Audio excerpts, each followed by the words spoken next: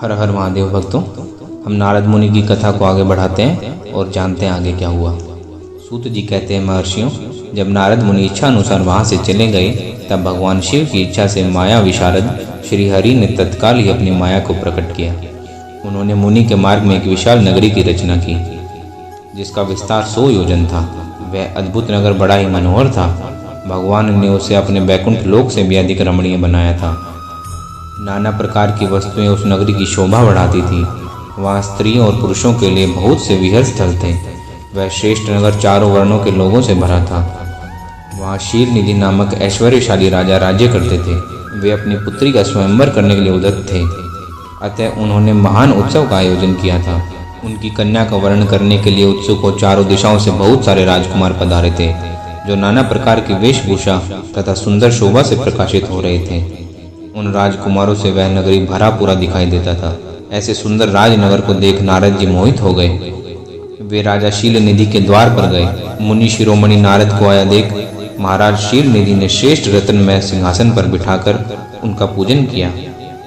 तत्पश्चात अपनी सुंदरी कन्या को, जिसका नाम श्रीमती था, बुलवाया और उससे नारद जी के चरणों में प्रणाम करवाया। उस कन्या को देखकर नारद मुनि चकित हो गए और बोले, राजन, यह देव कन्या के समान सुंदरी महाभागा कन्या कौन है? उनकी यह बात सुनकर राजा ने हाथ जोड़कर कहा, मुने, यह मेरी पुत्री है। इसका नाम श्रीमती है। अब इसके विवाह का समय आ गया है। यह अपने लिए सुंदर वर चुनने के लिए निमित्त स्वयंवर में जाने वाली है। इसमें सब प्रकार के शुभ लक्षण लक्षित होते हैं। महर्षि, आप इसका भाग्य बताइए। राजा के इस प्रकार पूछने पर काम से वियल हुए मुनि श्रेष्ठ नारद उस कन्या को प्राप्त करने की इच्छा मन में लिए राजा को संबोधित करके इस प्रकार बोले, भूपाल, आपकी यह पुत्री समस्त शुभ लक्षणों से संपन्न है, परम सौभाग्यवती है। अपने महान भाग्य के कारण यह धन्य है और साक्षात लक्ष्मी की भांति समस्त गुणों का आगार है। इसका भावी पति निश्चय भगवान शंकर के समान वैभवशाली, सर्वेश्वर, किसी से पराजित न होने वाला, वीर, काम विजयी तथा संपूर्ण देवताओं में श्रेष्ठ होगा। ऐसा कहकर राजा से विदा ले इच्छानुसार विचरने वाले नारद मुनि वहां से चले गए। वे काम के वशीभूत हो गए थे। शिव की माया ने उन्हें विशेष मोह में डाल दिया था। वे मुनि मन ही मन सोचने लगे कि मैं इस राजकुमारी को कैसे प्राप्त करूं। स्वयंवर में आए हुए नरेशों में से सबको छोड़कर यह एकमात्र मेरा ही वर्ण करे, यह कैसे संभव हो सकता है? समस्त नारियों को सौंदर्य सर्वथा प्रिय होता है। सौंदर्य को देखकर ही वह प्रसन्नता पूर्वक मेरे अधीन हो सकती है, इसमें संशय नहीं है। ऐसा विचार कर काम से विहल हुए मुनिवर नारद भगवान विष्णु का रूप ग्रहण करने के लिए तत्काल उनके लोक में जा पहुंचे। वहां भगवान विष्णु को प्रणाम करके वे इस प्रकार बोले, भगवान, मैं एकांत में आपसे अपना सारा वृतांत कहूँगा। तब बहुत अच्छा कहकर लक्ष्मीपति श्री हरि नारद जी के साथ एकांत में जा बैठे और बोले, मुने, अब आप अपनी बात कहिए। तब नारद जी ने कहा, भगवान, आपके भक्त जो राजा शील निधि हैं, वे सदा धर्म पालन तत्पर रहते हैं। उनकी एक विशाल लोचना कन्या है जो बहुत ही सुंदरी है। उसका नाम श्रीमती है। वह विश्व मोहिनी के रूप में विख्यात है और तीनों लोकों में सबसे अधिक सुंदरी है। प्रभु, आज मैं शीघ्र ही उस कन्या से विवाह करना चाहता हूँ। राजा शील निधि ने अपनी पुत्री की इच्छा से स्वयंवर रचाया है, इसलिए चारों दिशाओं से वहाँ सहस्त्र राजकुमार पधारे हैं। नाथ, मैं आपका प्रिय सेवक हूँ, अतः आप मुझे अपना स्वरूप दे दीजिए, जिससे राजकुमारी श्रीमती निश्चय मुझे वर ले। सूत जी कहते हैं, महर्षियों, नारद मुनि की ऐसी बात सुनकर भगवान मधुसूदन हंस पड़े और भगवान शंकर के प्रभाव का अनुभव करके उन दयालु प्रभु ने उन्हें इस प्रकार उत्तर दिया। भगवान विष्णु बोले, मुने, तुम अपने अभीष्ट स्थान को जाओ। मैं उसी तरह तुम्हारा हित साधन करूंगा जैसे श्रेष्ठ वैद्य अत्यंत पीड़ित रोगी का करता है, क्योंकि तुम मुझे विशेष प्रिय हो। ऐसा कहकर भगवान विष्णु ने नारद मुनि को मुख तो वानर का दे दिया और शेष अंग में अपने जैसा स्वरूप देकर वे वहां से अंतर्ध्यान हो गए। भगवान की बात सुनकर और उनका मनोहर रूप प्राप्त हो गया, ऐसा समझकर नारद मुनि को बड़ा हर्ष हुआ।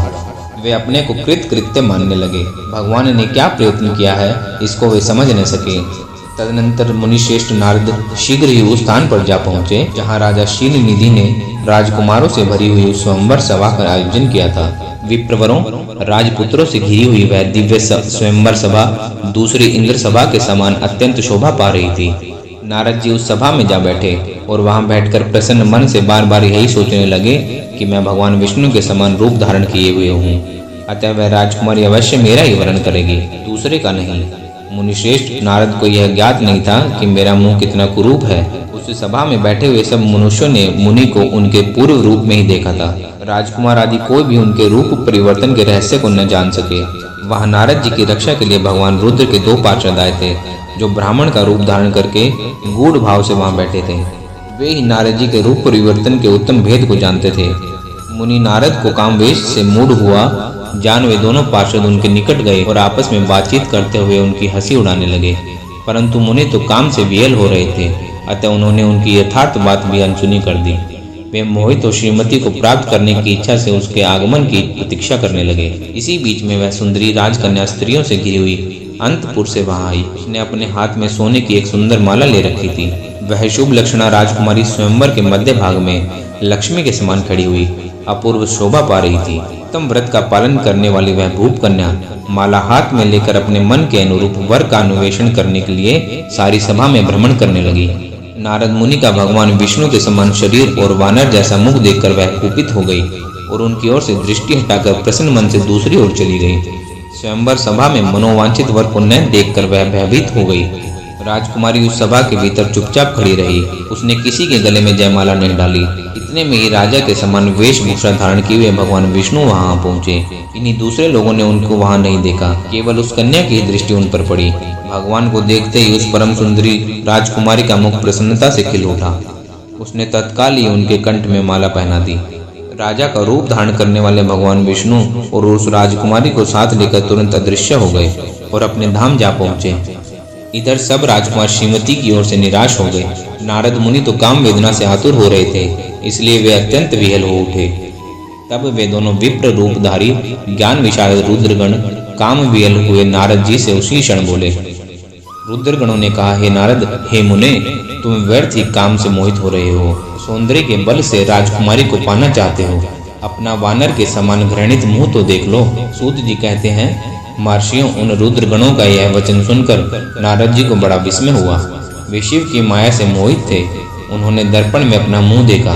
वानर के समान अपना मुंह देखकर वे तुरंत ही क्रोध से जल उठे और माया से मोहित होने के कारण उन दोनों शिवगणों को वहां शाप देते हुए बोले, अरे तुम दोनों ने मुझ ब्राह्मण पर उपहास किया है, अतः तुम ब्राह्मण के वीर्य से उत्पन्न राक्षस हो जाओ। ब्राह्मण की संतान होने पर भी तुम्हारा आकार राक्षस के समान होगा।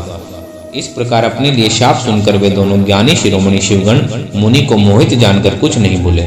ब्राह्मणों, वे सदा सब घटनाओं में भगवान शिव की इच्छा मानते थे, अतः उदासीन भाव से अपने स्थान को चले गए और भगवान शिव की स्तुति करने लगे।